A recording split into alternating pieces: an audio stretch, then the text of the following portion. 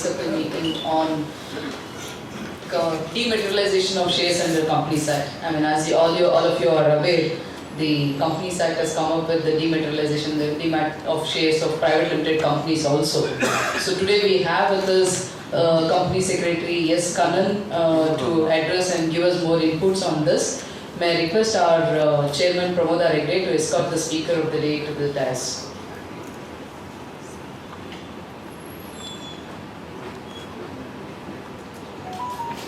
I also request our Chairman to greet him at the floor of the bouquet.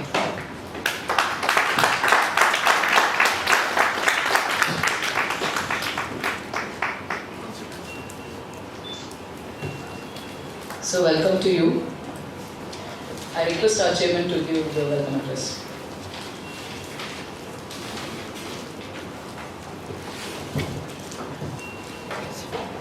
Good evening, my dear fellow members. It's my profound privilege to welcome you all for today's study circle meeting, a gathering that underscores our collective pursuit of excellence, knowledge, and understanding the realm of corporate law and governance. Today, we delve into the topic of a paramount importance and relevance, which is getting effective shortly, which is the mandatory dematerialization of shares as stipulated by Companies Act for private limited. In this dynamic landscape of the corporate governance and corporate compliance, this transition of dematerialization of shares represents a significant shift, promoting transparency, security, and efficiently management of this transfer of shareholdings. Today's move, or this move, is just not merely a regulatory mandate, but also, if you see, it's a global shift. We are adopting the best practices. The Ministry of Corporate Affairs is coming up with new requirement. If you somewhere interconnect, when I was talking to the speaker, when I was just looking, I think the intention is to collect revenue in the tax authorities so that the data is already there with them. On this cusp of this transformation, it's very imperative to understand the nuances, the challenges, and the opportunities this change brings to us in our profession. We have privilege to have Mr.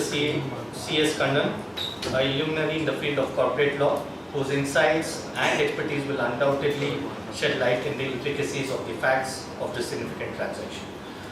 I extend a warmest welcome to CS Kannan and express my heartfelt gratitude as well for gracing with us.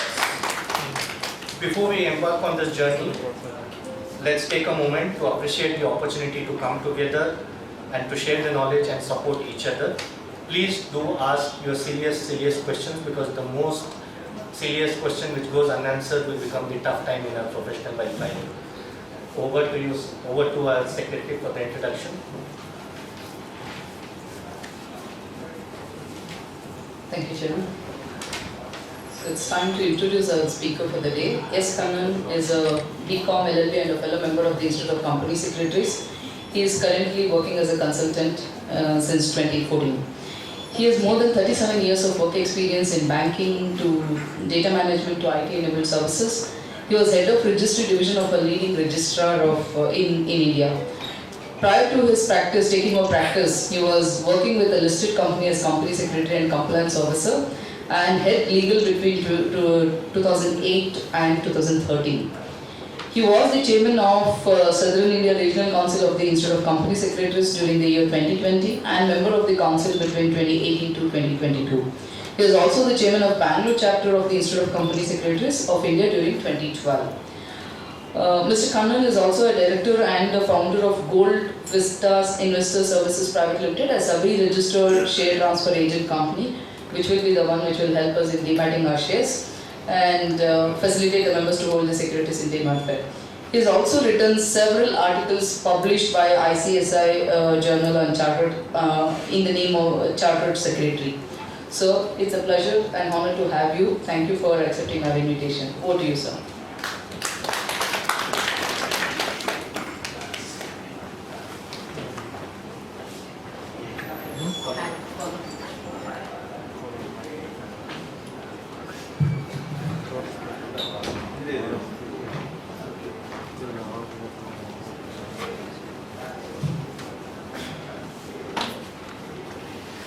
Good evening, friends.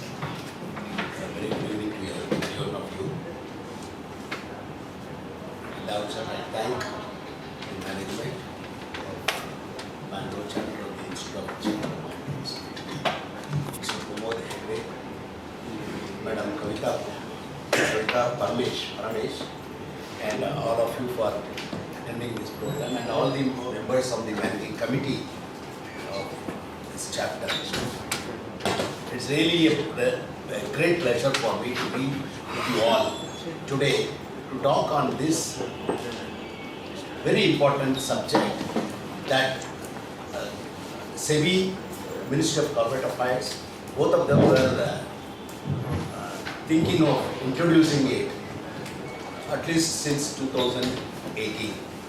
You all know very well in 2018,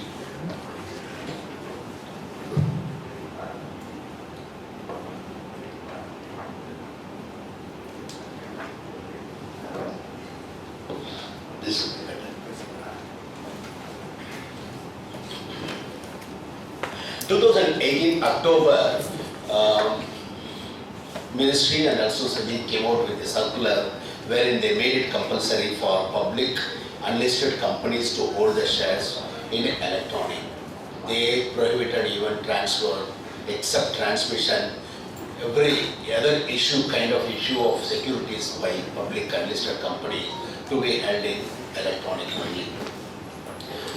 Of course, the COVID took some toll on that, and 2020, 21, 22 also took some time for them to come out with the policy for private limited companies to compulsory hold it in electronic. Now in October 2023, they came out with the circular notification, which all of you must be knowing, that private limited companies, we will be discussing that in detail, private limited companies shares, except small and government companies, are to be compulsorily held in electronic. This is what they said.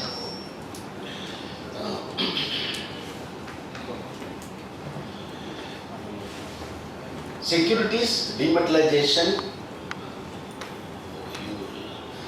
I will give you some work because I will not stand in one place.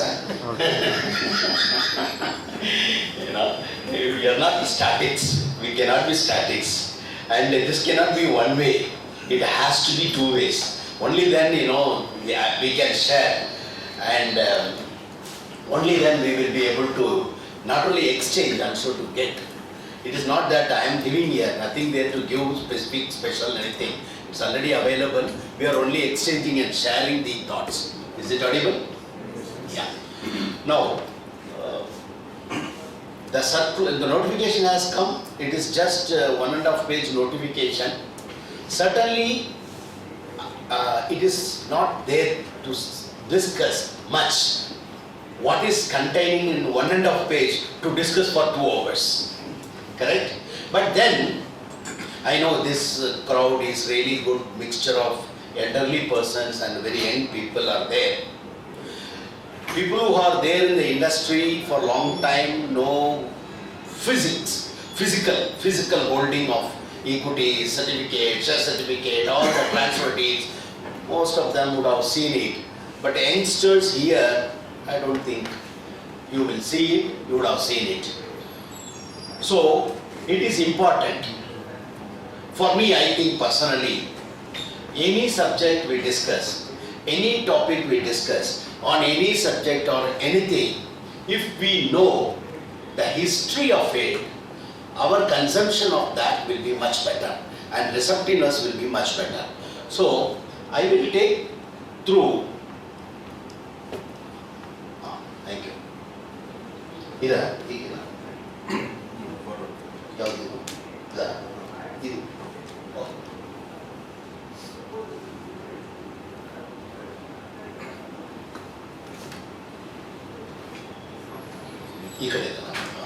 Thank you. The next 1 hour's time, we will go through the path that the securities, so-called securities, the physical securities, and how it moved on to electronic in the history. I am not going to cover what happened only in India.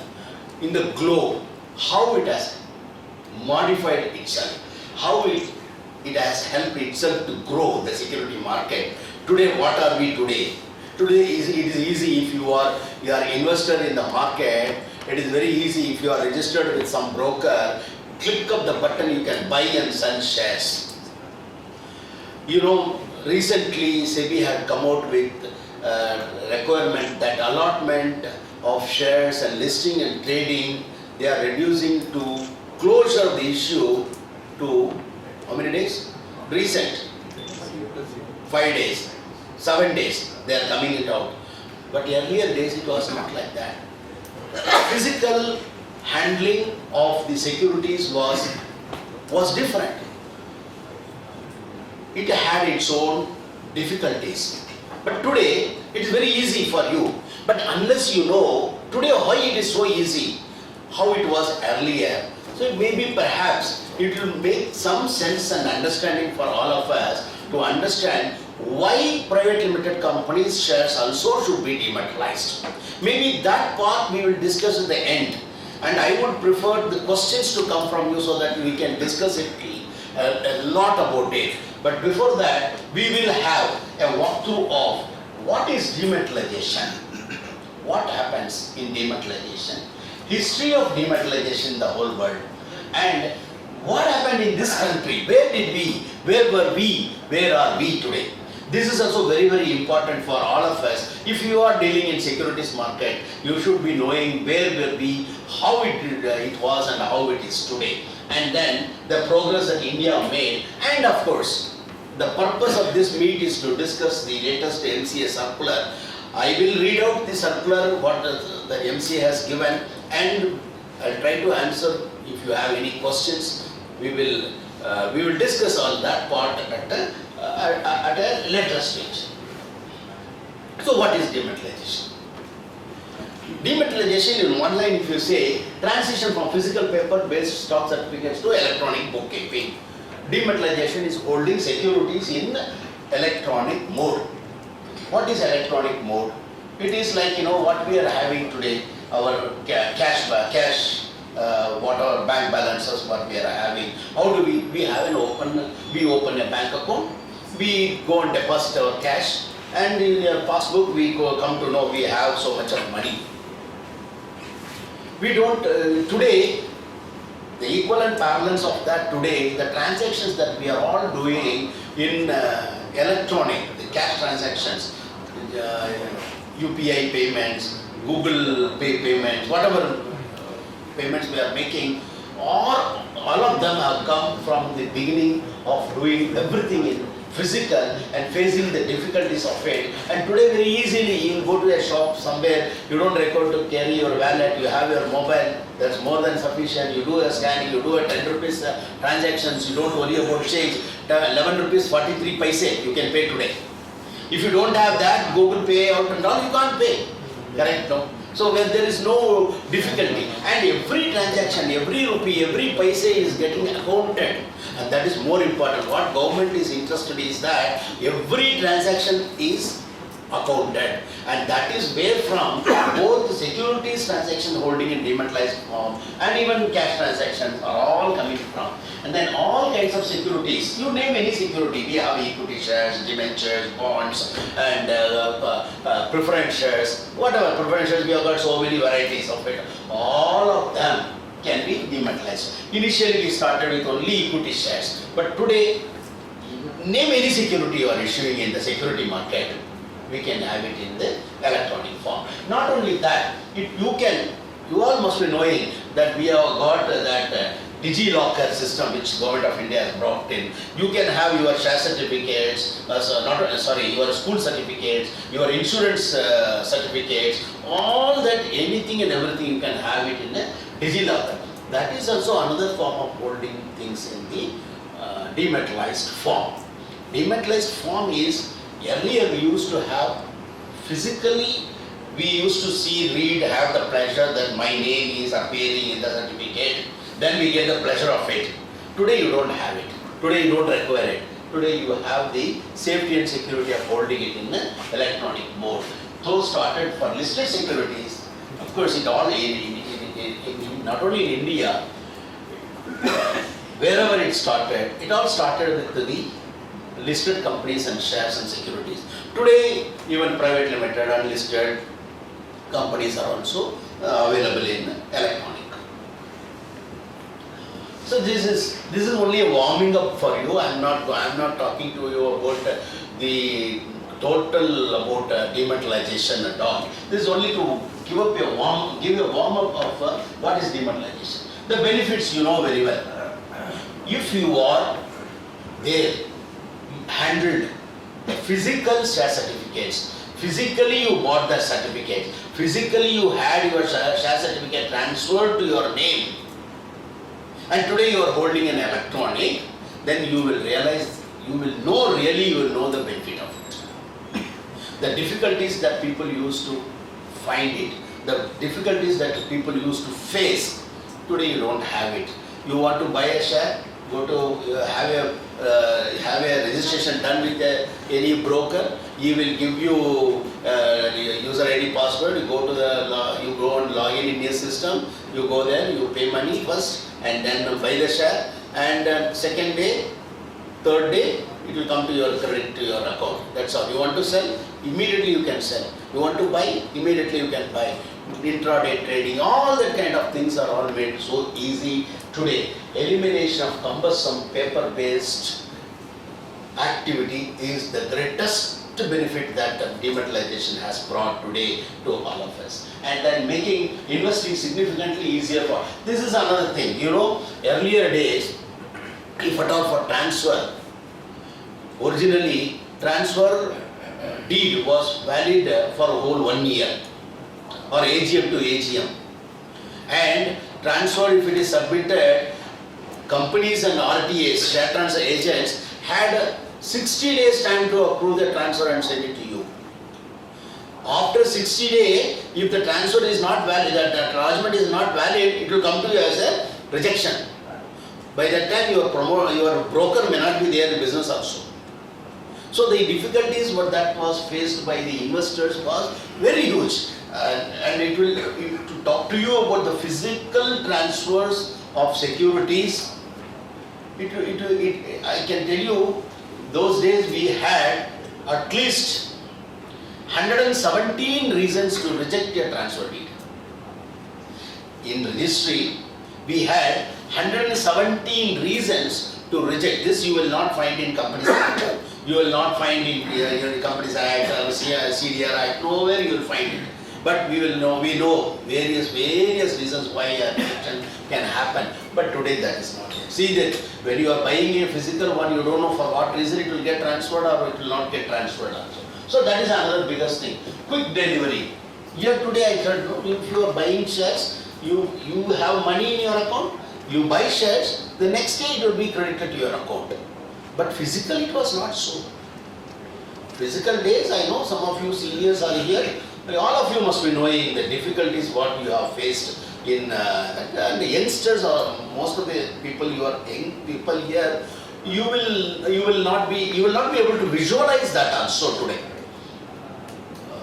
We are transition, we have faced a transition period, and today we are here. So I can tell you what kind of difficulties people faced, what kind of difficulties the brokers faced.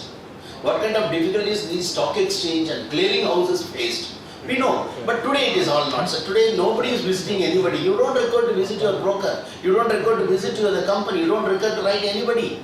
It comes just like that to you. That is the biggest advantage again dematerialization has brought. Faster turnout for securities dealing. Again, earlier days, public issue handling, public issue allotment itself used to take 30 days and 45 days. Refund and all used to take another 60 days time. Today SEBI is talking about T+5, T+7. Issue closed. On 5th day, trading should start in the stock exchange. This is what the latest SEBI guidelines. That means so much of time has been shrunk into the system. Now today it is possible because of the dematerialization. And then timely and cost effective of issuers. This is again sitting in one place, The brokerage those days used to be very huge. The cost of sending by post and waiting, all that used to be there. Today it is not so. Everything because of the dematerialization. So what are the other benefits? That safety, flexibility, convenience, cost efficiency and fungibility. These are the major 5 important benefits that dematerialization has brought. Among these, fungibility. What is fungibility? Can anybody know? Because all these other things I need not explain. Safety, flexibility, convenience, cost efficiency, we know. Fungibility you should know. Can anybody say? Fractional shares? Sorry sir? Fractional shares? No sir. Transfer of fractional No, shares. not fractional shares. Okay, I will tell you. No, please. Soiled. Huh? Securities getting soiled. No. No sir. Soiled securities can be replaced with another security. Fungibility means, to explain you in another terms, you have, say, you have one 500 rupees currency note. When we are having currency note, we don't go into the details of the currency note. What is a number? We don't note the number. We don't give to the banker or shop fellow, I am giving you note number with 1, 2, 3, 4, 5, 6, 7 and you give X. No, we don't do that. But it has got a serial number. It has got a signature in that. It has got an emblem in that. It has got certain safety features in that because it is physical. When it is in physical currency note, if it is just like that printed by any other ordinary printer, what would happen? Government need not have mint houses. We can print houses. Correct, no? So that is why they have got safety and security features. Correct? Similarly, in a share certificate, we will have the company, the logo, all that will be there. That is pre-printed. But over and above, we will have not just our name, we also will have the folio number we will have, certificate number we will have. Most important thing is that distinctive number will be there. Correct? Distinctive number is like your currency note, we have number in the currency note. Similar to that, in the currency note there is only one note, so you will have only one number. Whereas in certificate represents a set of shares that you are holding, 100 shares. 100 means a share, distinct number 1 to distinct number 100. So in the records that we used to have the control by folio number, certificate number and distinct number.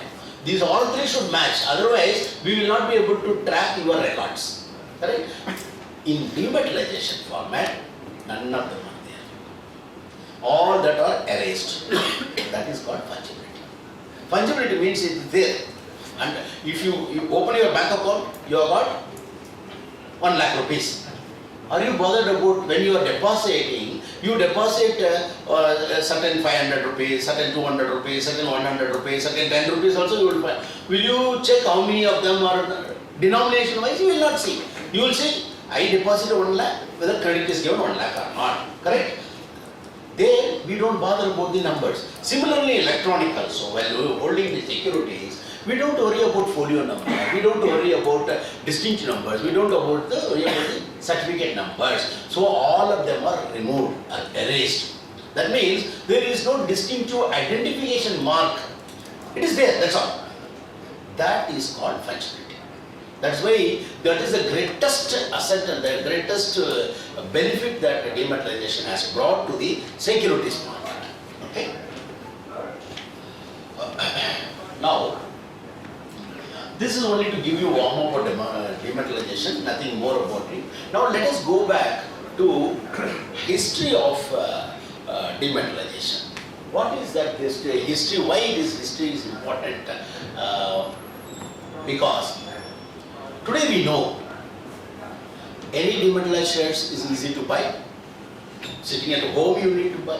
You need not go to broker's house. Earlier in our offices we used to have such a big hall. Where such a big hall. People we used to have computer when it was introduced computer. When the computers were not there, it was worst. Because broker will be sitting in his office, he has to make a call in STD call to a broker in Mumbai.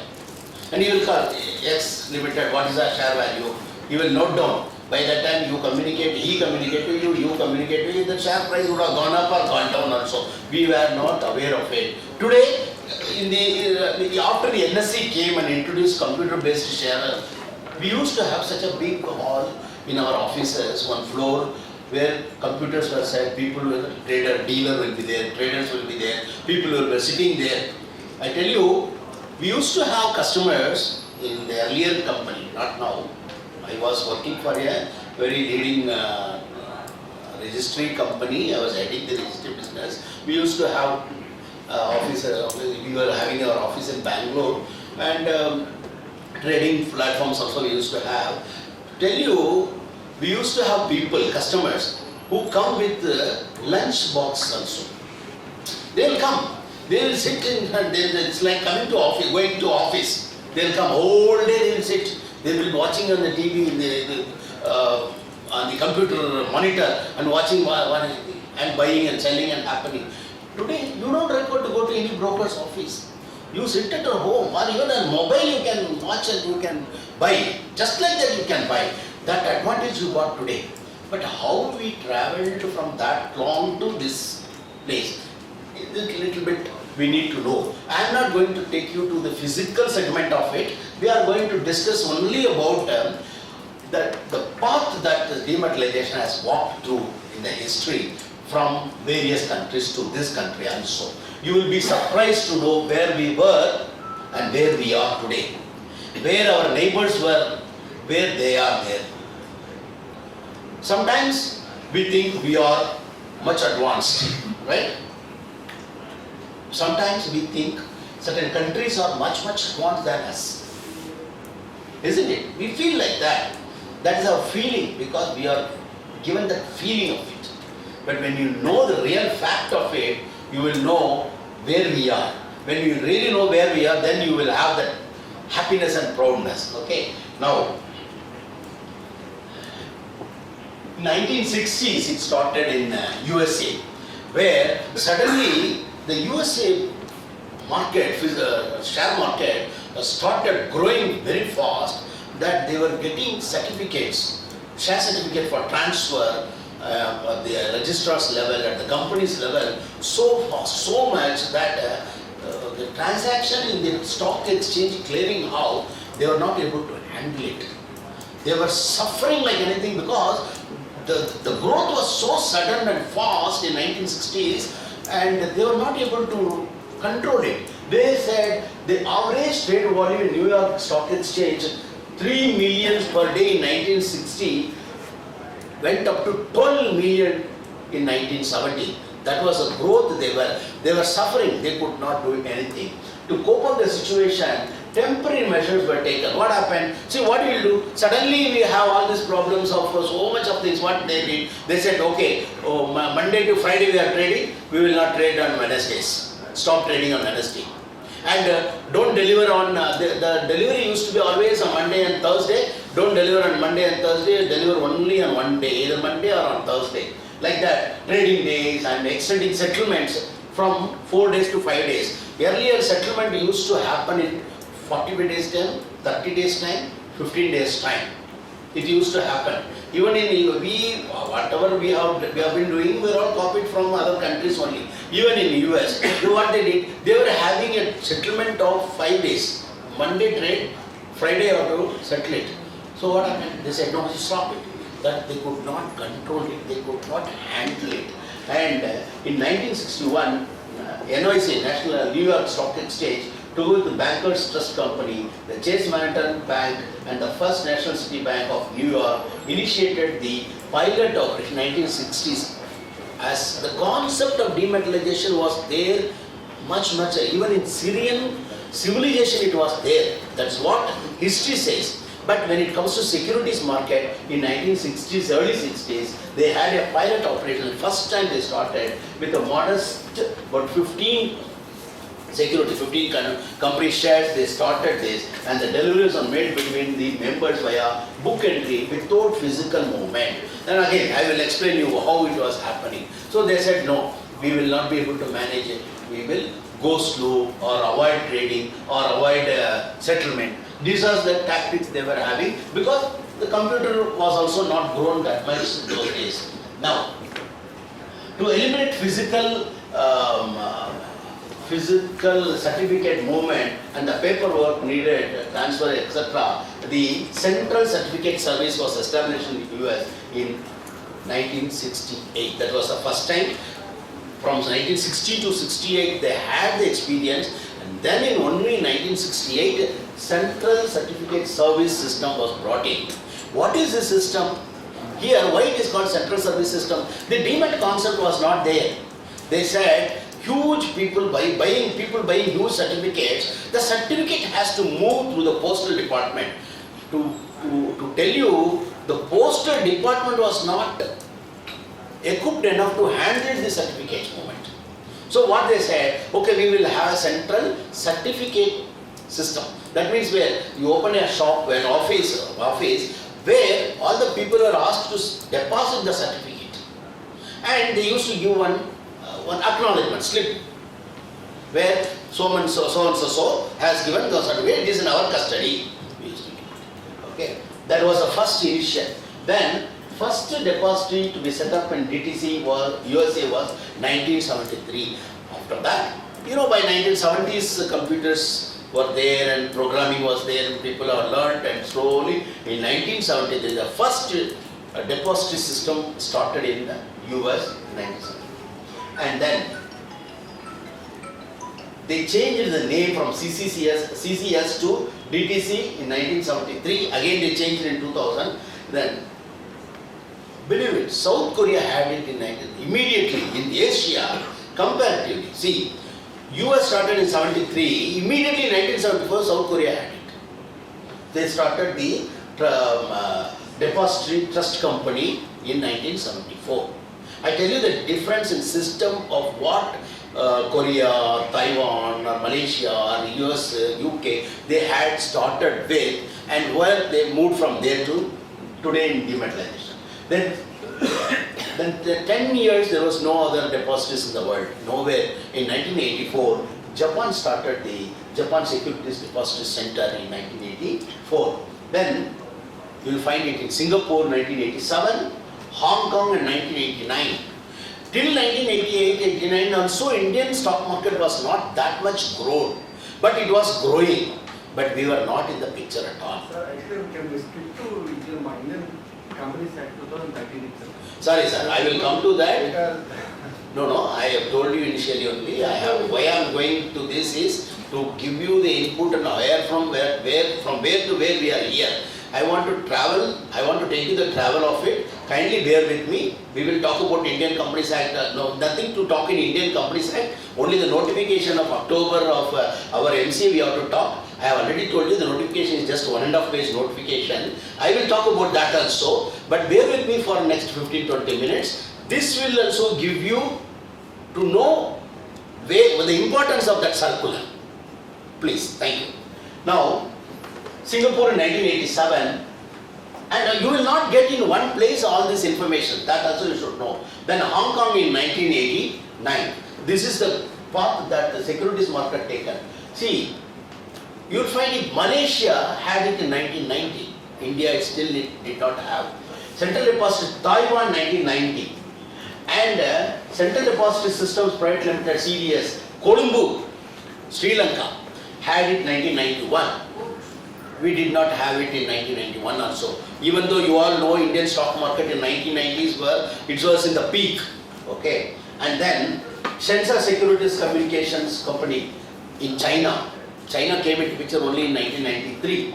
And Crest is the United Kingdom's United Kingdom and Irish stocks put together. They made it as certificateless registry for electronic share transfer. The Crest project, they started in 1993.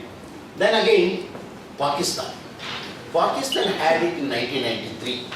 We were not in picture even in 1983. That means When we were not having depository system in our country, such a huge, big country, you must know this. It was there in Malaysia, it was there in Singapore, it was there in Colombo, it was there in Pakistan, it was also coming in Bangladesh. But we did not have it. Korea Securities, again, they changed the name to Korea Securities Depositories in 1994. Thailand came in 1995. Philippines Central Depositories had come in 1995. Then USA, they changed that system, the name to Depository Trust and Clearing Company. Earlier it was Certificate Depository Trust Corporation because their certificate was only getting deposited. Then the depository, dematerialization, when it started, they changed it in 2000, the name to DTC. And then in 2000, we had Central Depository in Bangladesh. And we have in 2005, we have the Central Securities Depository in Iran. We think some of the countries are not that developed in securities market, but surprisingly, they were far ahead of us in the securities market. When we come to know that we are going to have dematerialization, it was surprised to know that all our neighbors are already there in that. Okay, before we come to our Indian experience, the concept of dematerialization was not evolved just like that. It was in two stages. Number one is immobilization. Next is called dematerialization. This also you will not find in Companies Act. You will not get it. These are all coming from only experience. What was immobilization? Immobilization is what USA started in 1968. What they did, they said all big companies, their share certificates issued to financial institutions, banks, and all the bigger investors, certificates were issued in huge market lots. Market lot was 100 shares, then the investment was in lakhs and lakhs of shares, certificates printed, and all the certificates were deposited with the certificate depositories. They were called certificate depositories. Certificates were there with them. They were giving chit and challans. So that is what is called immobilization. Immobilization means what? The movement of certificate was stopped. That is to save and safeguard the investors. Why? Because the certificates that are traveling in the market, in the world, from one place to another, had got many reasons to get disappearance. It is lost in transit. It is just flipped away by somebody in the transit and presented with the fraudulent methods. It is pledged, or it is so many things can happen. You don't know what happened to your investment, and that to stop immobilization. Okay. And this was more important for bigger investors, not for smaller investors. But they were having the options for smaller investors also in immobilization. Many early entrants, USA, Japan, Korea, Thailand, Taiwan, all these people, first they started with immobilization only, not dematerialization. Immobilization helped them to think, okay, without certificate also we can transact. Then dematerialization came. And then immobilization stock certificate is a process that involves storing physical certificates. You know Stockholding Corporation of India? What was it doing? Do you know there was one more Southern India Securities Depositories Limited, SISDPL, we are used to SISDPL. It was Chennai based company. Do you know that company? Stockholding Corporation, what it was originally? Sorry? No. Stockholding Corporation was originally nothing but certificate stocks holding company. Indian financial institutions, foreign institutions, mutual funds, or bigger financial institutions, whatever they were investing, market lot is 100 shares. You have to in a public issue, you have to issue certificates in 100 shares.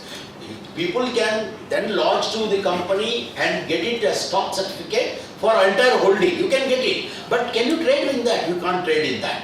So what used to, that was one thing they did, then they realized they cannot do it, then they converted everything as a market lot, then you will be end up with the certificates holding, stock holding corporation used to have huge halls like this where they used to have cupboards to hold the certificates. Likewise, SISBPL in Chennai, we had one company in Delhi was also there. Now they are all there because that business is not there. Correct? So that is what called immobilization. Okay.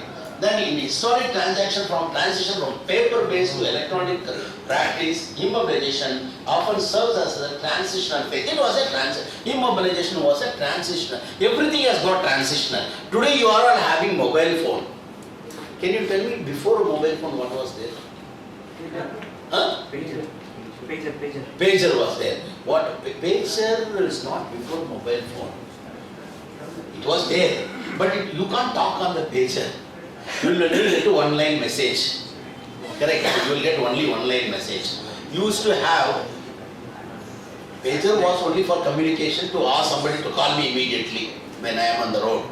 Now, we used to have, today you have got mobile phone where you can talk everywhere. But initially we got a phone which we can talk from within a 30-meter circumference. Something similar to that, not walkie-talkie, because walkie-talkie is not permitted for general, but similar to that, such a big huge, sir?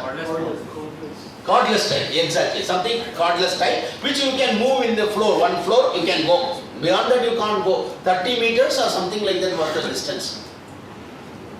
So we had pager. Pager was there for some time only, very short time only we had pagers. Correct? And then you have email. These are all transitions. It is important to know all these things. Transition, today you have got email, Gmail, all emails you are having. Before that? Telegram is late. That is old. In the emails, we got one thing called sprint mail. Have you heard of it, sprint mail? Sprint mail was the initial basic versions of the emails today. Because it was a very low speed, low volume and all, you can't send big mails. There used to be in Indian Express building, there used to be one office of the Sprint Mail. If I am getting a huge database, I have to send with the CD to them, not CD, floppy.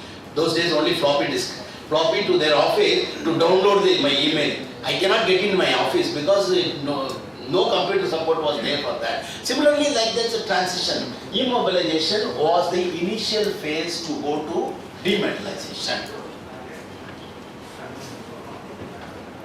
Okay, now let us come to Indian experience. We have seen Pakistan had it, Bangladesh had it, Colombo had it. Do you know when we started? 1996. 1996 only, India thought we should have to go for dematerialization. By that time, all the big markets in the world had adopted demat. They have moved from immobilization to dematerialization. Already they have moved it. Okay. Now, SEBI Depositories Participant Regulation came in 1996, and then Depository Act was legislated in August 1996. Then we started NSE, National Stock Exchange, was also a just beginner. They started the National Securities Depositories. They set up in India and that started the dematerialization operation in November 1996. And then CDSL came into picture in 1999, which was supported by BSE, that is Bombay Stock Exchange.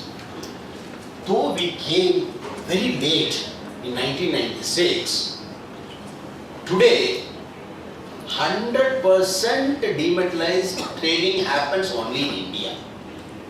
It is not happening even in US. No other country has got it. What other countries from 1968, 69 onwards, till 96, what was introduced in India, almost 30 years, 27 years, what they achieved in 27 years, we achieved in 3 years. 96 though it started, 96 November only, first dematerialization started. By the year 2000, we were almost equivalent to all other countries in the world. The adaptation was very good, that's what I am trying to say.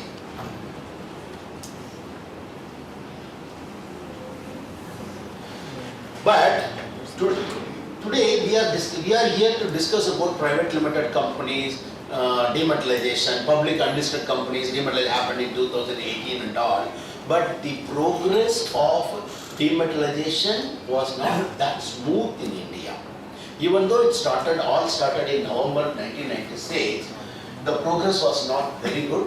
It was very, very restrictive because the receptiveness people, see, all said and done, for me, seeing, touching and feeling is what my belief is. We are like that. Now, as human beings, we are all like that. So I am happy to receive my certificate by post. When the postman comes and gives me a registered post certificate, I am immediately seeing and see my name is embossed on the certificate, I am happy. But in dematerialization, you don't have anything. You just on a computer, you take one printout and say this is your holding. Today like bank account statement. Earlier, holding a bank passbook was great. Today you don't require passbook at all. Correct? You want anytime you go on, in your own computer you can take them. Similar to that, dematerialization has come. Those days was not like that. So people's behavior, people's adoptiveness was not that, receptiveness was not that good.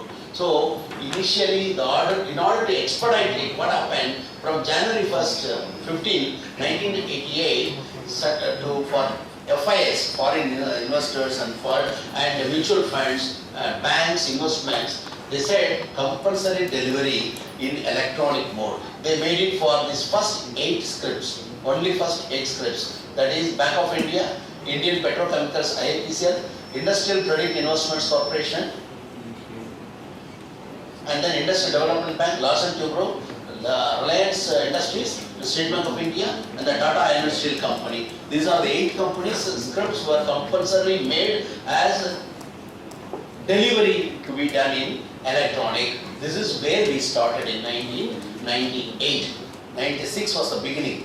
Till 98, to tell you, people initially they came, okay, we will demat it.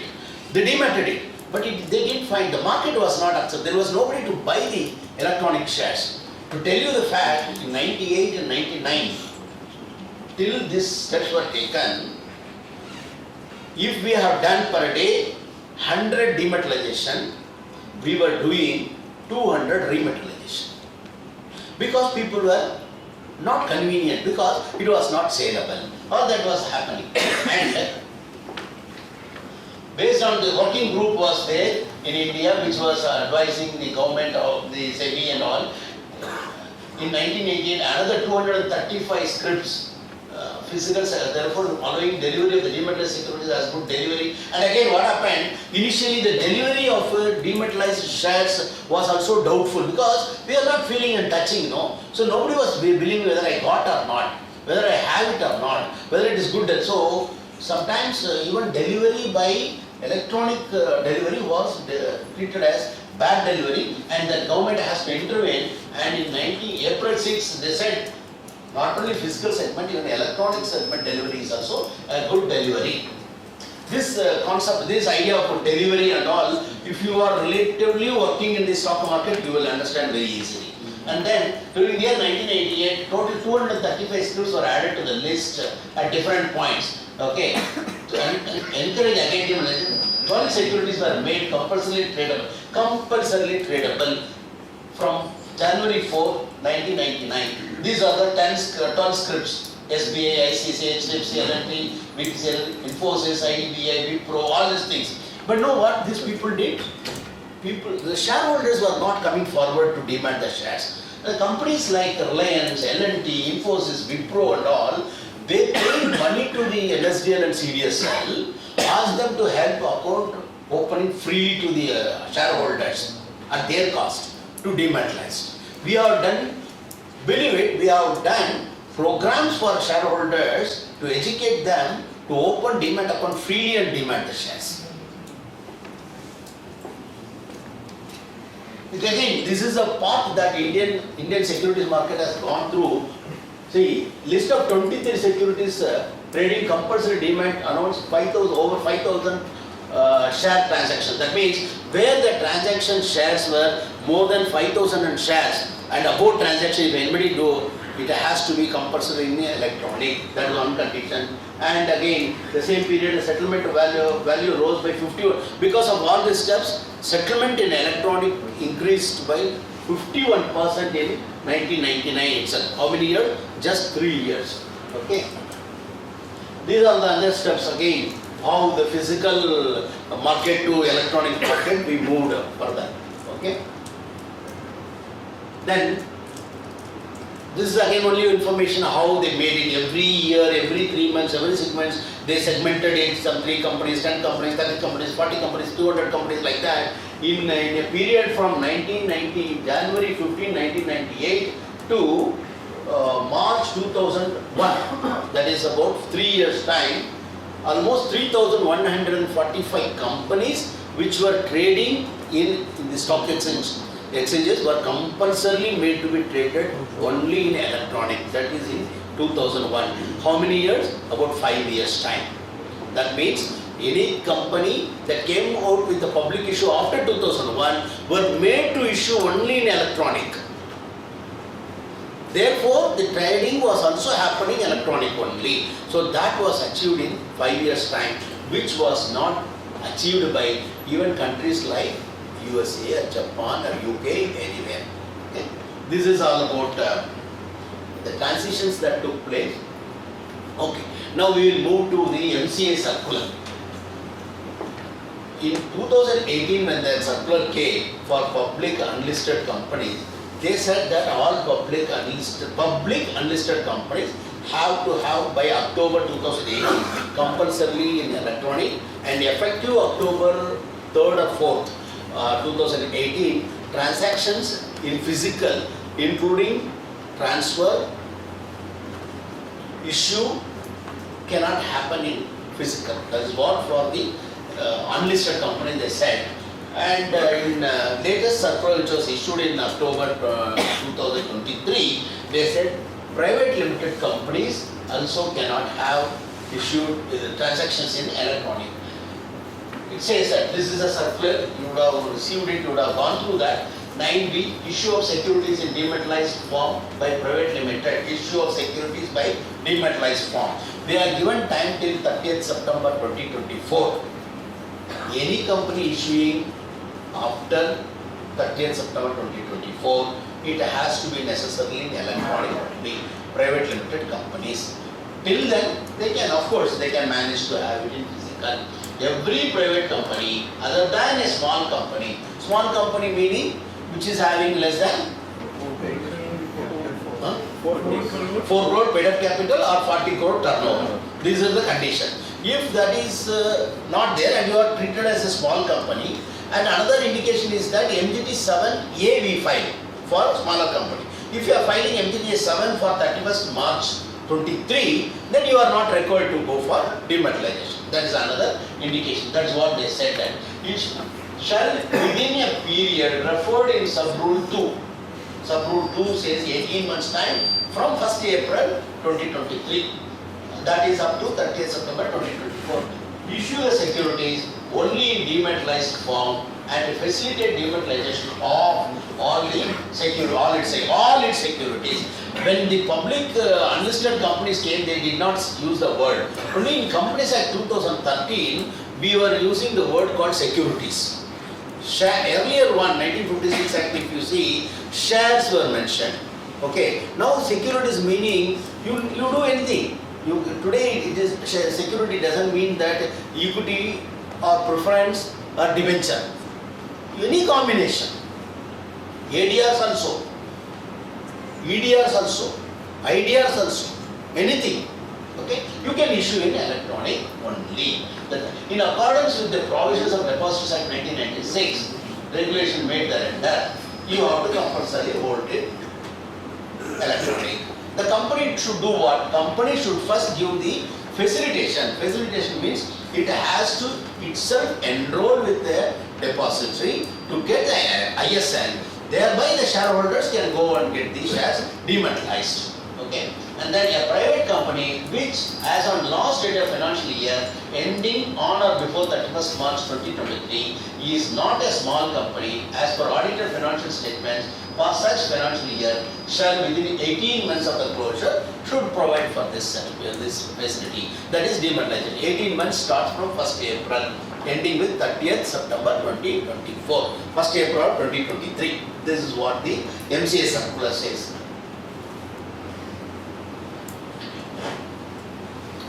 Every private company referred in some rule 2 making any offer for issue of any securities or buyback of securities or issue of bonus shares or rights offer after the date when it is required to comply with this rule.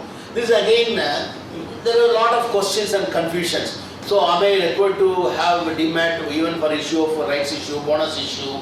But they are telling very clearly, that means from the date from which you have to hold it in electronic. From which date you have to hold it in electronic compulsorily? 1st October 2024. That is up to 30 you have got timeline. Any issue you do, either rights issue or private placement or bonus, ESOP, anything you do, 1st October 2024 onwards, it has to be compulsory electronic only. Okay. Every holder of the securities of the private limited company referred in sub rules also who intends to transfer, if you are intending to transfer, issue, all governed. Transmission is not it. Transmission, even in listed companies, transmission, if it is still people are holding it physical, you can do the transmission physically and allow for dematerialization. What is transmission?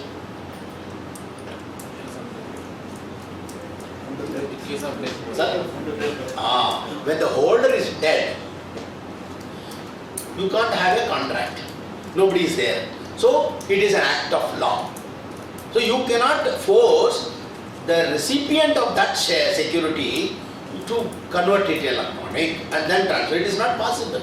So they said for transmission it is allowed. Even for private limited companies, transmission is permitted. Other than that, everything has to happen only in electronic. The provisions of sub rules 4 to 10 of the rule 9A shall mutatis mutandis apply to the dematerialization of securities under this rule. The provisions of this rule shall not apply to issue of in case of government companies. The exemptions given here that small companies and government companies. Small companies and government companies need not go for dematerialization. The rest of the companies, if you are a holding company, if you are a subsidiary company, if you are having a holding company, or if you are a foreign company coming into India, having FDI, investments and all, you have to be compulsory in electronic. This is what they are saying. Okay, now how do a private limited company will get admitted to electronic? It's a simple process, but then there are certain documents out there, certain facilitations have to be done. Number one, the company has to appoint a registrar, share transfer agent. And then there are two depositories in India. One more thing I didn't tell you, two depositories are there in India. What are they? NSDL and CDSL, correct? That is again very unique feature in the whole world. Only in our country we have got two depositories. In all other countries, including US, it is only central depository. Only one depository. Why? Because India is a huge country. One person, one company may not be able to help to transit from the physical to electronic. And when there is a competition, there is no monopoly. Most of the time we all said no. The advertisement also you will see, price of the car, all that we will decide. Last one important question is per liter how many kilometers. Correct? No. Similarly, for opening a demat account, what is my cost? For dematting, how much is my cost? If I am buying shares through broker, what is my cost? What was earlier per 105 rupees brokerage has reduced to 3 paise, 5paise.com. Similarly, the cost helps when there are competitors. So we have got NSDL and CDSL. Unlisted public or private limited companies, they need not go with both the depositories. Any one is sufficient. But listed company should have necessarily with the both. That is essential. Now, they have to choose any one of them. They have to first choose a registrar, share transfer agent, and then choose a depository, either NSDL or CDSL, and sign an agreement with the RTA or registrar to appoint, and then through them, one of the depositories application has to be made. That is called master creation form application will be there. That is to enable the depositories to create a master in their server system and give a name to you in the system which the computer will recognize. Your name is not recognized. Even in the bank and all, we have all our names registered in the upfront. When it comes to us, we need my name Kannan. I am reading it as Kannan, but computer doesn't read it as Kannan. It reads as a number 1 and number 0 only. Correct? So that kind of a language is there for which they have to adopt, and that is by numbering only. They have got a system. Okay, and that is they have to apply and deposit and get ISIN. What is ISIN? ISIN's International Securities Identification Number. Then again, this is not controlled in India. It is the whole world. Every country has adopted a system of identification of securities in each country. So that system is called International Securities Identification Numbering for the companies. If a company is known by a number, even in the stock exchanges, the company is known by a code. Correct? Similarly, a company in the electronic system is known by a number called ISIN number, securities number. And then they have to sign a tripartite agreement. And once a tripartite agreement is done, a master creation form is submitted, all the documents like, board resolution, undertakings, affidavits by the directors, and agreements, all that is submitted. Then one agreement called tripartite agreement. Tripartite agreement is an agreement between three parties. Three parties here, number 1 is the issuer. In the securities market, in the demat mode and all, we don't call a company as a company. It is called issuer. Issuer, that is company, and RTA, that is registrar, and the depository. These three people together sign an agreement that is called tripartite agreement. ISIN I told you, it is a 12-character unique identification number for each entity, and it is a national numbering agency. As national numbering agency, it is the NSDL is the one who is authorized to give the ISIN number. In India, the ISIN number generation system monitoring is handled by NSDL. Even though we have got another depository called CDSL, if you are applying through CDSL also, what happens? The transaction, the documents go through for numbering. It goes to the system of NSDL and get the number only for that purpose, nothing else. Okay. Now, for the government securities, this is another important. Government securities are not handled by the NSDL or CDSL. It is handled by Reserve Bank of India only. So for government securities only, RBI is allotting the ISIN number. For the rest, all the corporate companies, which are all coming under the Companies Act, they are all handled by the NSDL and CDSL. Same ISIN is used by both the, it is not that if you are going to CDSL, you will have one ISIN, and you also have with the NSDL, you will have another ISIN. No, ISIN is always only one number for the company. It's per company, per script. If you are having equity, one ISIN, debenture, one ISIN, preferentials, another ISIN, like that. Whatever different kinds of securities you are having, for each kind of per company, per security, you are allotted the ISIN number. Then, what is ISIN number? How it is arrived at? In ISIN number, it always starts with IN. IN stands for India.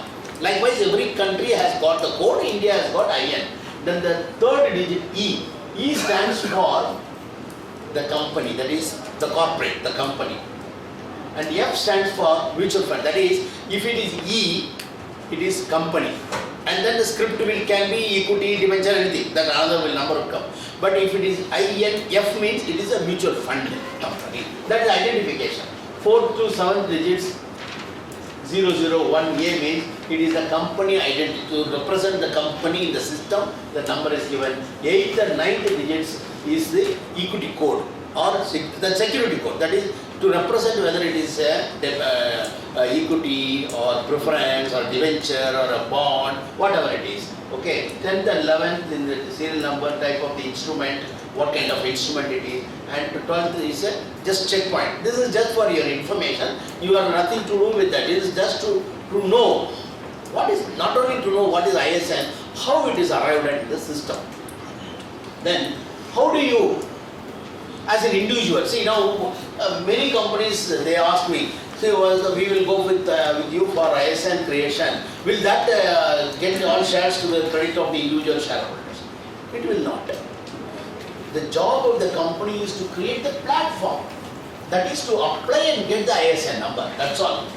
It is a responsibility of the individual shareholder to open a demat account with any DP. DP means what? Depository participant. Who is a depository participant? A depository participant is a participant or a business associate of a depository, either NSDL or CDSL. Okay? They are the one. It's like, RBI is a banker's banker. You and I don't deal with the RBI every day. They are regulators. Wherever I have account, I go to that bank. I have HDFC Bank or ICICI Bank or Union Bank. We go to that bank and deal with them. So like that, depository, NSDL or CDSA will not come to the individual shareholders. They restrict with the corporate only. Then DPs are there, depository participants who are linked with the depositories, NSDL and CDSL. They enable the individual shareholders to open an account. Like individual banks open an account for us, bank account. Likewise, they open an account and enable us to maintain our securities in that account. Okay? Then, in case of if you are already owning some shares and securities of any company, what you need to do? You need to go to a DP of your convenience and nearby, open a demat account, and then submit your physical certificate along with one form called demat request form, which the DP will give you. Fill it up, sign it, and give it to them. And also pay the fees, whatever he says, because account opening, annual maintenance fees and all will be there. Then he will take it and send it to the registry for the conversion. Okay, and then give the certificate and ensure that certificates are cancelled. Now another process, initial doubt, why many remats and many people who are not willing to deal in demat shares were that the process was there, it was very well defined. But people had their mind, issue in the mind, thinking, I am giving my certificate to you, you are my DP, where I am an opening account, what will happen to the certificate? Certificate, you keep it with you, and you give the RTA gives shares to me, but this certificate will rotate in the market? No. You have to cancel the certificate. Then please understand, Ministry and SEBI, they have to come out with their indication to say that you have to put a seal on the share certificate surrendered for dematerialization. This word is they are given. Because otherwise everybody used to have their own. One will cut with a pen, whatever mark they will put. They said no, you have to put. And as a shareholder, prudent shareholder, you have to ensure, if I am coming to you, if you are coming to me, I am the DP, you have to ensure that when your certificate given to me along the demat request form, in your presence I have to cancel it. Okay? That is another thing you have to do as an individual shareholder. Then, how to demat your physical securities? Again, you go to your DP and give the DRFs, give that, and the DP will give it to the generate the electronic request to the system. The physical document will go to the RTA. RTA will receive it. RTA will check your signature, holding, certificate details, everything, and then he will cancel the certificate in the physical master and credit to your electronic master, and that will go in the system to your DP where you are having the account. It will go to NSDL depository. Through their system it will get connected to their computer, the system of the DP, depository participant, and you will be issued with an account statement. Look, you are having.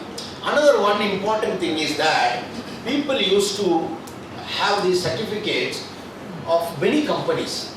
How do you store it? Is a physical. You will have a folder, file, There are many cases where I have seen personally people, my grandfather purchased some shares. You would have seen in the newspaper some 3-4 years back. One person suddenly was cleaning the room and in one trunk box he found MRF certificates. Very rich person that person was. Correct? No. That is all very rarely happens.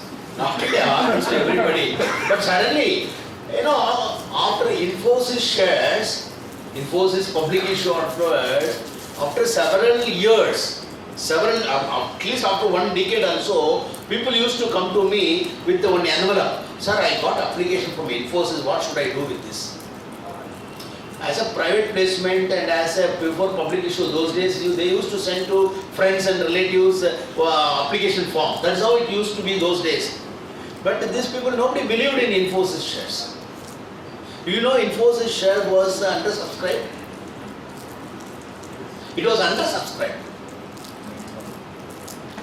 No, it more good story to come out of this one.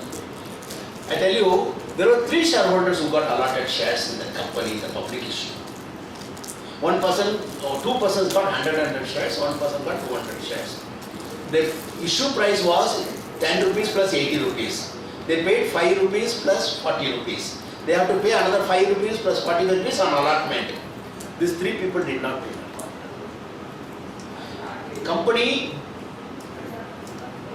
what they did?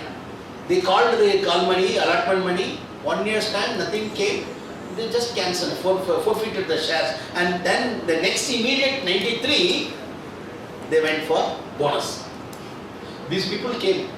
Sir, now I have, what should I do? Your shares are already forfeited, sir. I can't help it. That time, in 93, bonus issue time, the shares were quoting at 120 rupees per share. Sir, what you have given is 90 rupees. 120 is not very big investment, but very big return. But you got 100 shares bonus. Correct?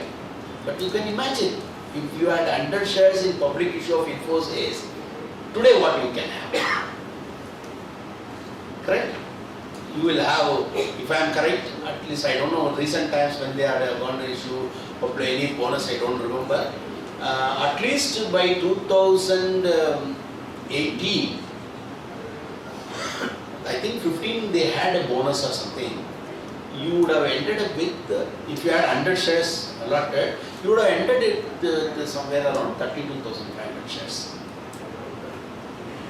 No, these are all instances very happily I can share with you, because this, see, I tell you one more thing. You all, do you know, maybe seniors, some of you can maybe knowing it, in 1975, Indian Railway Department came out with one announcement. You buy a ticket today, 1975. 25 years later, you can travel in Rajdhani Express in India, anywhere to anywhere. Buy one ticket, one person. Anywhere to anywhere for whole year in 2000. Do you know this? Came out. I was also not knowing. In 2000, the company secretary and the directors, we were all sitting and discussing, and that time in the Indian Express, that news item came. One person, believe it, you see, we have got all kinds of characters. One person from Punjab, he had purchased that ticket. In 2000, he went to the railway department, asked me, give me reservation. In the railway department also, they were not knowing it. Such a ticket was available. They were also flabbergasted. What is this here? No, you have given me the ticket in 1975. I have purchased it. I have got a right to travel in Rajdhani. You know, Rajdhani is a very prestigious train in India. Today, so many other speed trains have come. Rajdhani traveling means very prestigious train for people. They went to the railway department and asked them. That time, this is very jovial, I am telling you. That time we were all discussing. That fellow idiot, instead of purchasing the railway ticket, had he purchased Wipro share, he could have purchased the Rajdhani Express itself. With one bogie, what more you want to travel? You don't want that 16 bogies of Rajdhani Express. No. One engine and one bogie is sufficient for you could have purchased that. That was the value that was created in those companies. That's just for lighter side. Demat account. Tell me who and all can open demat account? Anybody can open demat account. Correct? Huh? 18 plus. No, sir. If you have a PAN card, even minors can open demat account. But only thing is, guardian's name it has to open until they actually 18. Otherwise, you can even a newborn baby also. Today, I apply for Aadhaar card and PAN card. It is possible. So, but only thing is, you have to have a guardian. Narayan Murthy gifted the shares. Yeah. Recent, just 2 days back, 300. All of us should regret we don't have grandfather like that. My father also did not have. My grandfather, I don't know what he was. 320 crores he has given. It's not donation, it's gift. See, father, we have no choice. Father-in-law, at least we can choose. That also we don't do. Then what to do? We should pray for such grandfathers. What to do? So now you say, demat account can be opened by anybody, corporates, everything. In India, we opened a demat account in the name of Lord Venkataraman.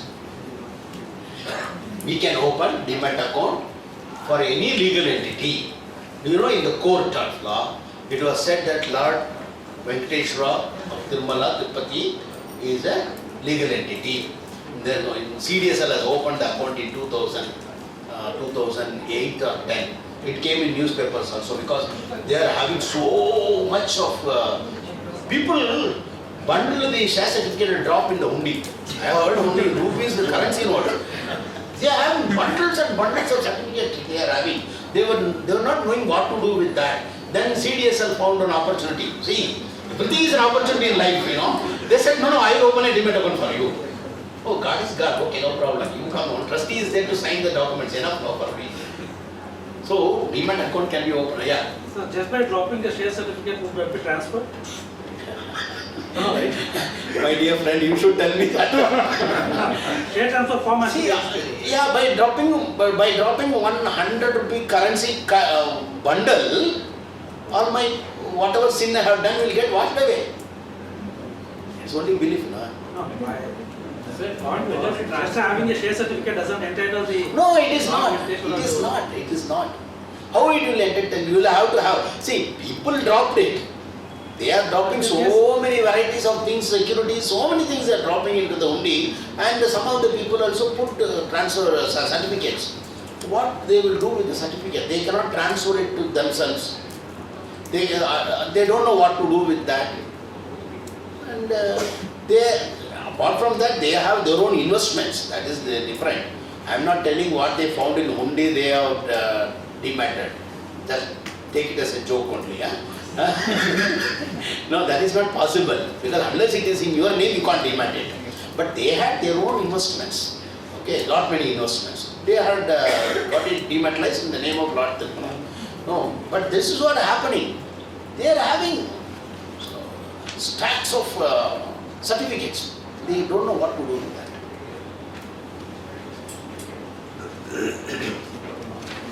Reliance Industries.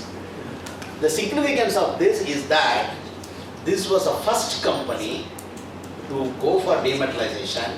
And the first demat happened in this country was a certificate of Reliance Industries only.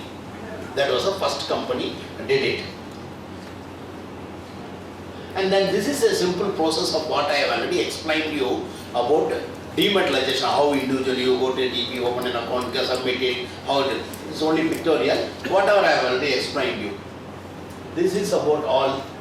I have nothing else to talk about the circular what I have already discussed with you. If you have any question, you are open to ask. We can discuss on that questions. Yeah. It talks about all types of security. It is 7:25 now. They have allotted time till 8. You can ask questions. So in one of your slides, when you showed the circular, there was a definition. One is facilitate dematerialization and issue also. Yeah. Is it applicable to all these types of securities, including CSEC? Yes, it is applicable. Yeah. That is why they use the word securities. Under the security. Under the securities, yes. Everything. Convertible notes have a timeline of less than 1 year. Those are not required. It's a note. It is not convertible into dematerialization. Small companies can have, they can. Yes, sir. Yeah, they can. How much will say for launch? 20, as on 31st March 23, if you are a small company, you are not required. If not, you have to comply. Sir, one question. Yeah. How do you transfer the shares? Because private company has Yeah, this is. transfer of shares is risky. Yes, you are right. This is, I was waiting for this kind of question which can help you to discuss the law. Sir, you all know very well, physical shares transfer in private limited companies has got a restriction clause, correct? If it is in demat, what happens? This is very important. Everybody who is either you are a company secretary or a chartered accountant, if you are in the securities, you should know this. See, the law doesn't permit transfer, but the same law wants to hold it electronic. And they say promoters should compulsory hold it electronic now. The private limited, this rule was not there for public limited companies, unlisted companies. Whereas for private limited, now they amended, they said if you are a promoter, hold it compulsory electronic. Now how will you transfer it? Okay. Now there are options for that. What happens is, when we create an ISN for a private limited company, one of the document is to seek for debit freezing the ISN. Debit freezing means credit is inflow of shares inside the ISN and demat account is permitted. But debiting means transferring one account to another account of a private limited company share is restricted. That restriction is available in the ISN itself. The depository itself will provide, but it comes with a cost. What happens if it is dematerialized, it is in demat mode, and you are assuming you are a shareholder in a private limited company, you want to transfer to him, you have to first write to the company. The company should write to the depository. Look, one of our shareholder, we are agreeable. No? Unless the company is agreeable, you have to write. Company should write to the depository.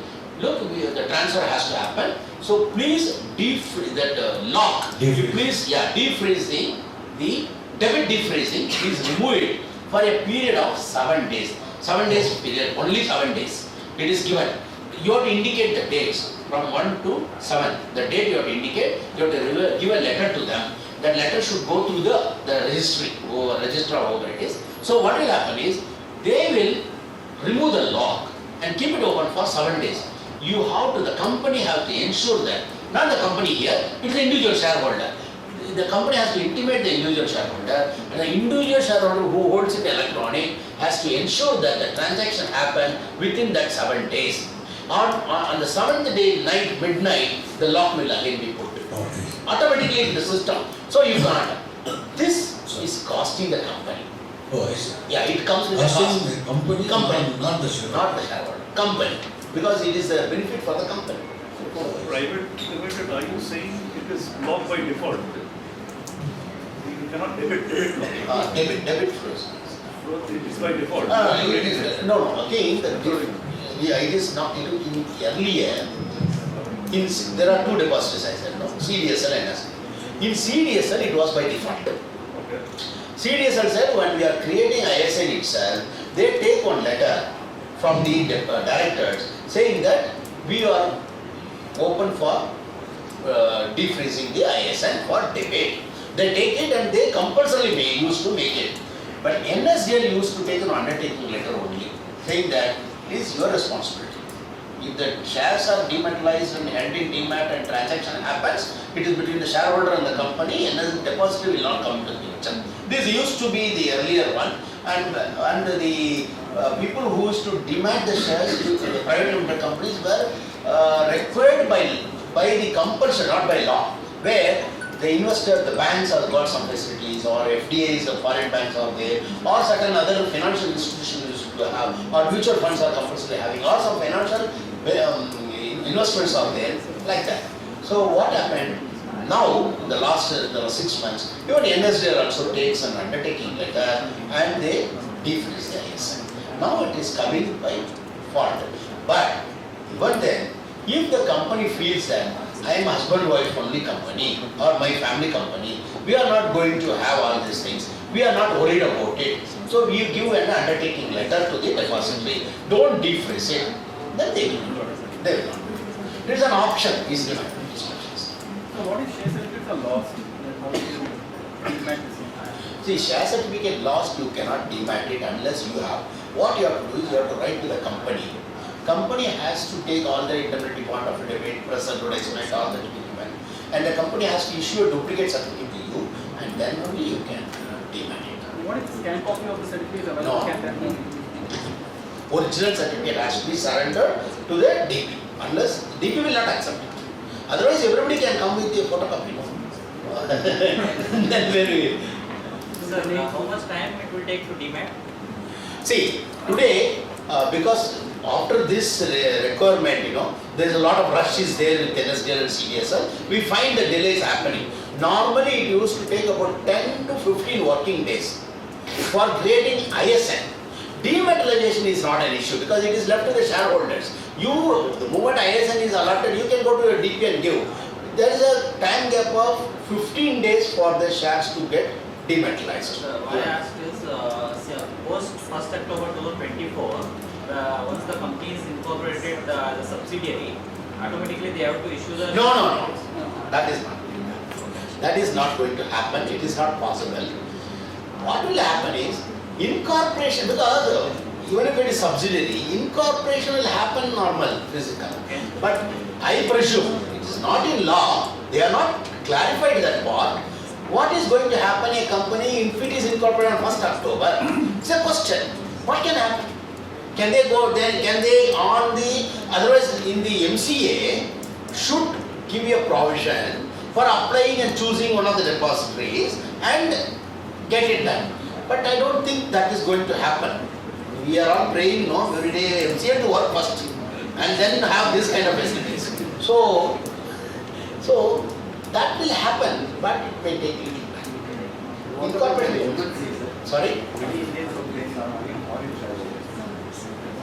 Yeah, that is another important question. This is the kind of question that the circular is not very big to deal with. The practical question is very important. This is very important.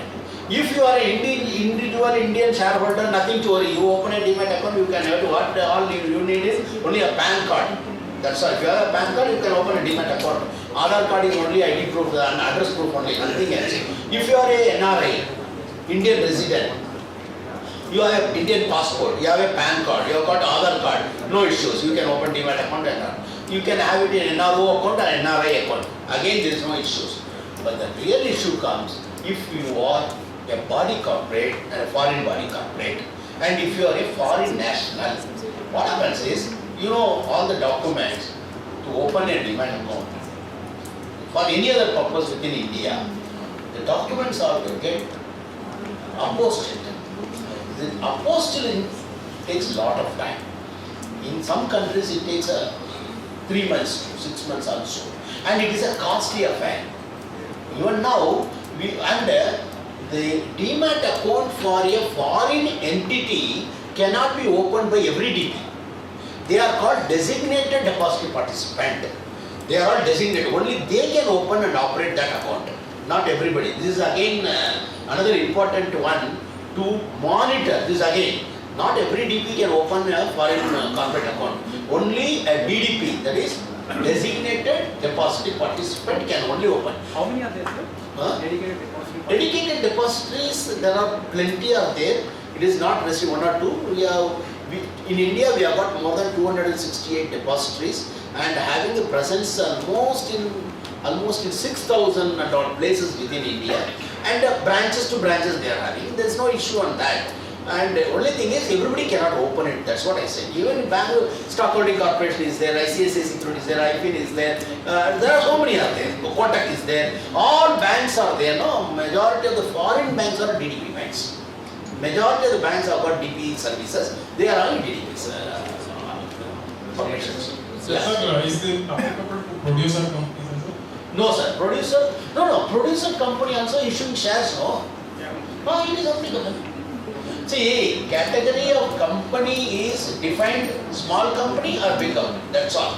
Whether you are producer company or nothing, they are not defining.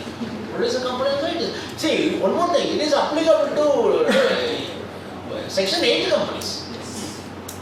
When it can apply to Section 8 companies, why not producer company? So it is applicable. So the problem is Section 8 companies only. Lot many people are coming. Sir, we started with social servicing. Now to pay you, see, it is not, ISN number is not very easy. It is very costly affair. RTA charges are very minimal. But the charges by the depositories as on date is based on your paid up capital. Up to 2.5 crore it is 5,000 and 2.5 to 5 crore it is 10,000 and 10 to 20 it is 15,000. 20 to 25 it is 70,500 and 25,000 above it is 75,000 rupees. And 2 years custodial fees you have to keep as a deposit with the depository.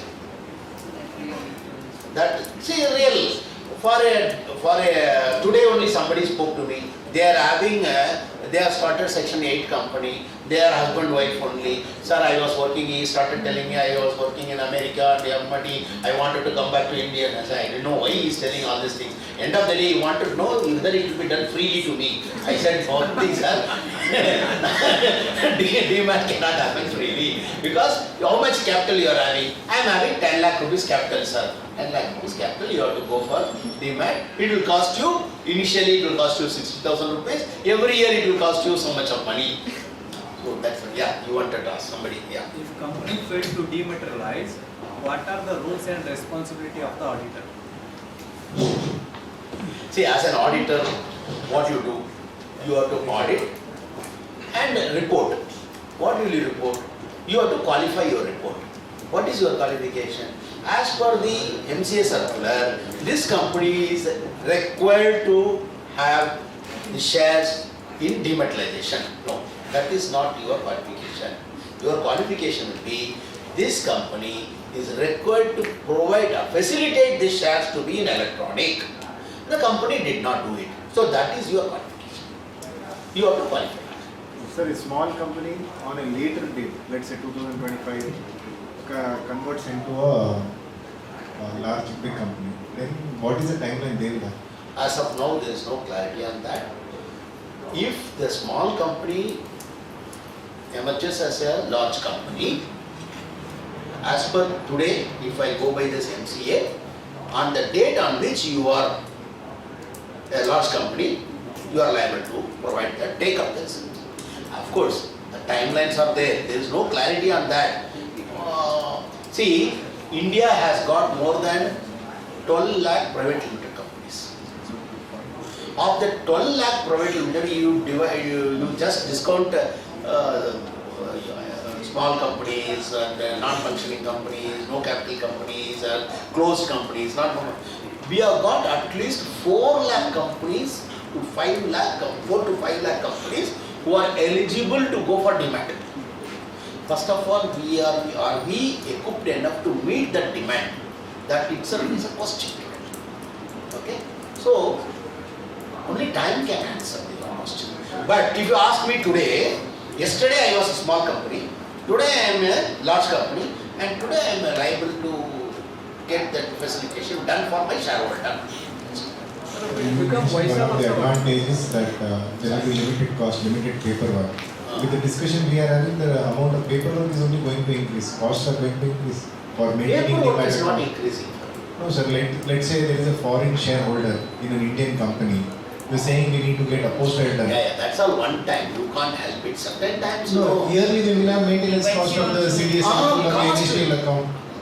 Yeah, that is there. For a shareholder also to maintain a demat account, they will have charges. Yes. So costs are increasing, paperwork is increasing. Cost is increasing.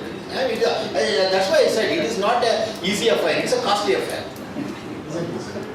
What is the advantage? Is it actually a disadvantage? Advantage to No, it is advantage to the government, sir. that's what They can pay your money, whatever.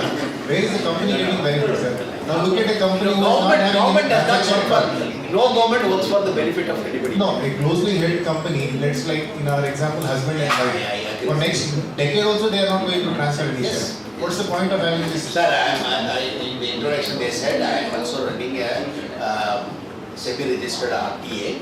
I was with a very leading RTA in Bangalore, and I was working with them for almost 15-16 years. And I left that company. I was after 10 years in 2018 when this rule came for public unlisted companies. I was in practice, so I thought with my good friends others, I started this company. Fine. But whenever I also go for a discussion with this, I keep telling also. And with me also, people come to me and ask me, I have my own client, I am a practicing company secretary, I have my own clients. To tell them to go for demat, it is also a little bit of distance is there for me also. Because it is costly. As you said, husband, wife, daughter, son, father, father-in-law, all that, there are 6 people are there, 7 people also, family members only. For decades they have not done any transactions. And today, the government is asking whether you do transaction or not, you have to. But then you have to understand, we cannot have rules varying to people. You can have only specific rules. Okay. So, some people will get benefited, some people may not get benefited. It may be disturbance. But at the end of the day, the intention of lawmaker, intention of the government should be understood and appreciated. Today what is happening, I told you some 12 lakh companies are available, of which 4 lakh companies very active are there. Very, very profitable company, very highly invested companies. I tell you, you will not believe it, like whatever companies, I told you, Bangladesh, Pakistan had, we did not have in 93. That is also surprising. Similarly, I tell you, there are plenty of listed companies in India who are not doing well. But I can tell you, there are plenty of private limited companies who are doing much higher and better than a listed company. Tell me what is the big difference? Then why they are not brought into the book? Today government looks into that, there are plenty of companies are there where foreign investments are there. Correct? But where is the monitoring for that? That is what I was talking with your chairman also. See, where is the monitoring system? Okay, who is monitoring all foreign investments? Only RBI. RBI money comes, RBI is bothered about filing only.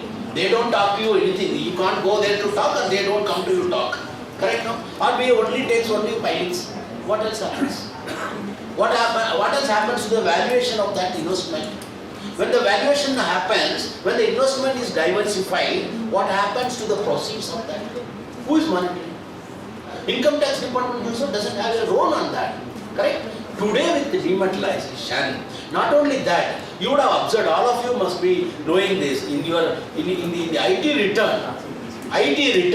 Earlier there was no such investment related columns.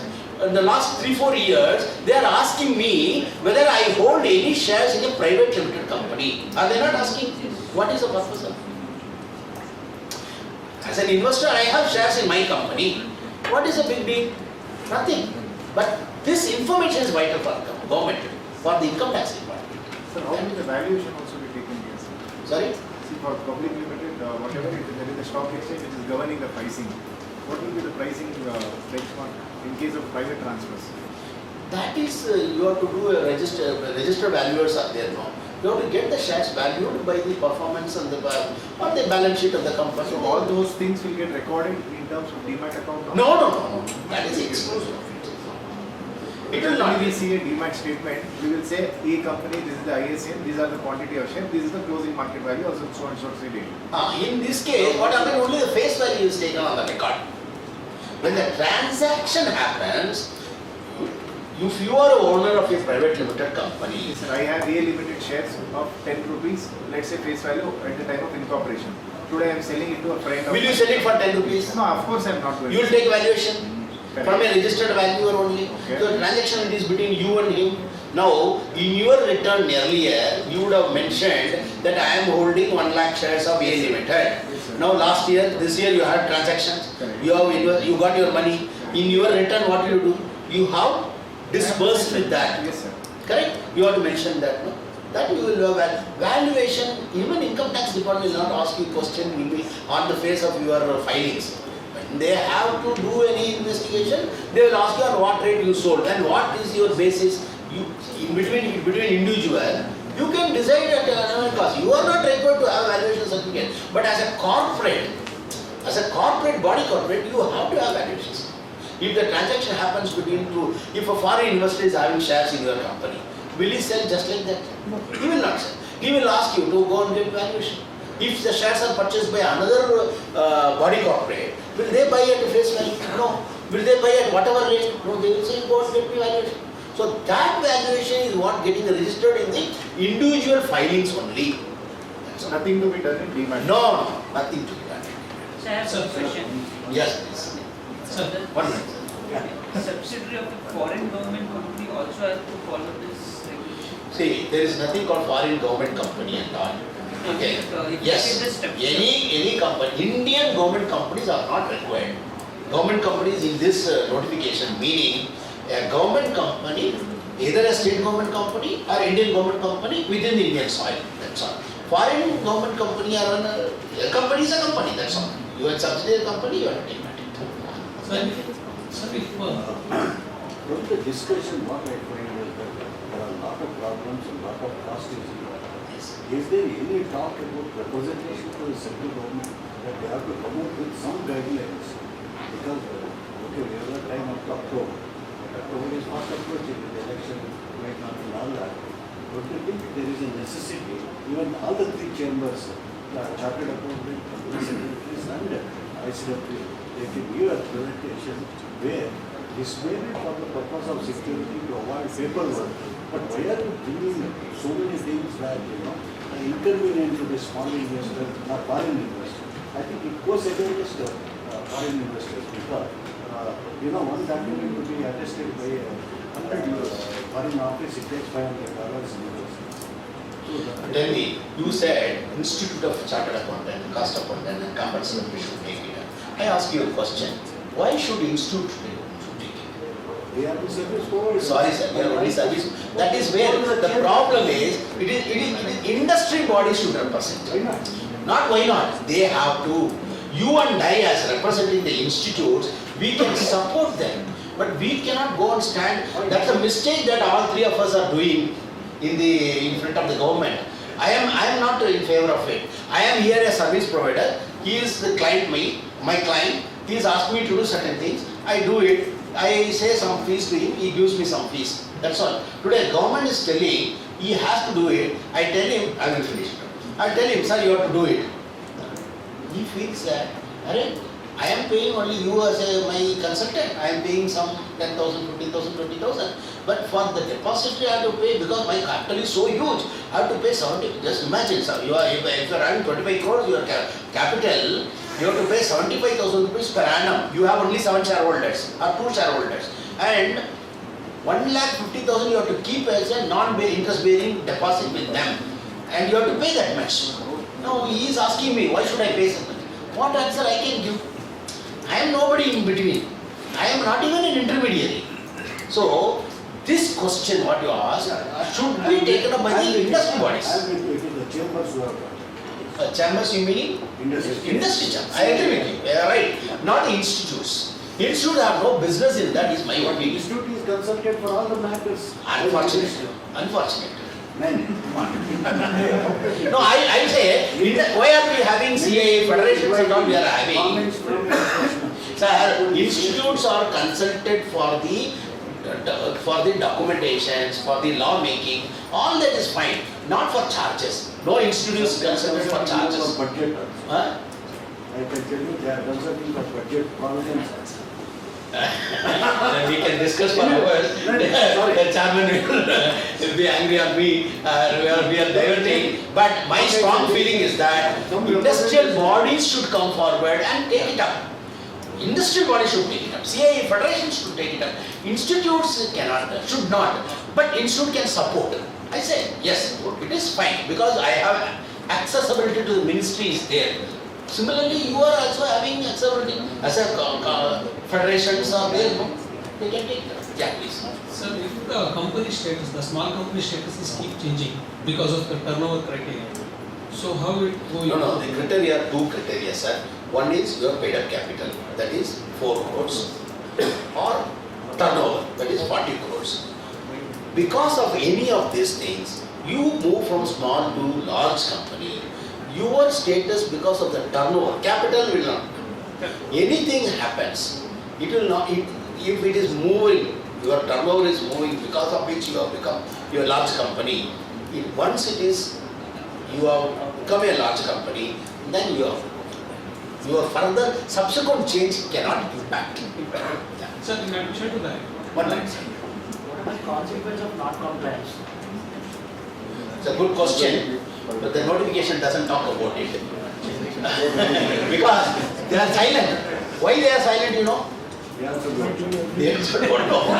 Do you know why they don't know? There is a problem. I told you, 12 lakh companies are there, of which 5-6 lakh companies have to do it. Do we have a system for that? Don't know. So in all probability, it will happen. It will continue. What will happen? Generic provision. Sorry, sir? The generic provision of Yeah, that's all. penalty. It can happen anything, but today I don't have an answer, nobody has an answer, even government doesn't have an answer, MCA doesn't have an answer. Yeah, somebody here. Yes, please. So that 18 months compliance of this provision, is it applicable for all companies with whatever financial year you are following? Say suppose my financial year is Jan to December. Okay, so in that case, what would be 18 months? Yeah, that's a good question again. Generally, we have got financial year, 1st April to March 31st. So the government can go, anybody can go only by large numbers. This January to December, June to July to June, very limited companies are there. Suppose if you are having January to December, what will happen?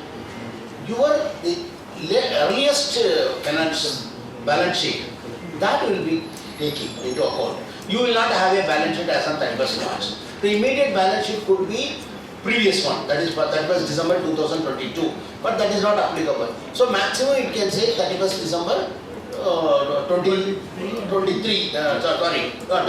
correct, that is what you can take. That is, I am also giving an assumed answer. There is no guarantee on that notification, that it should be the right way. From there, 18 months, right? If you are saying that, it has to be. Yeah, it has to be like that only. Yes, sir. Thank you. Yeah, please. So, appointed RTA is a mandate. Mandate. Yes. It has to be through a RTA only. You cannot have it directly with the depository. sir, what happens if the company is not small company, the turnover criteria order, but before the due date of the cutoff rate, they are transferring shares with the physical transfer? No, after 30th September you can do it. Yeah, you can do it. From 1st October you can't do it. Up to 30th September you can do it. Sir, in case of conversion partnership firm into private limited company, the firm is audited balance sheet of firm is the criteria of small company limited that fulfilled. That time, the time limit. See, there is, in such case, as on the date of the conversion into company, as on that date, what capital you are having, what is your turnover you are taking? 18 months, sir. Yeah, that you should take. I mean, I am again telling you, you don't find the answer there. I am giving also an assumed answer only. Only the time or the government can clarify it right. I can't tell you in right. Okay, sir. As you said, in any case, the 18-month time period should be. Please. In case company gets ISN on 30th September, but shares are not dematerialized, so will it become a non-compliant? No. For the company, the compliance is to get the ISN number. But it says that the promoter and directors. Correct. Promoters and directors ought to have the shares held in electronic only. But when they can have only when the ISN number is allotted. If the ISN number itself is allotted on 30th, you cannot have the compliance done on 1st October. But immediate at the earliest they should have it. Oh, thank you, sir. Thank you. Okay, thank you all. Thanks for the patient hearing.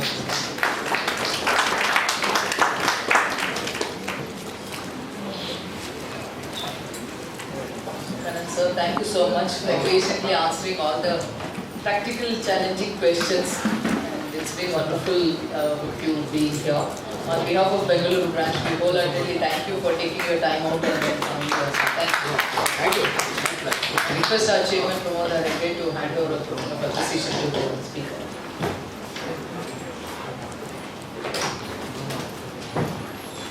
Can we have a round of applause to the sir?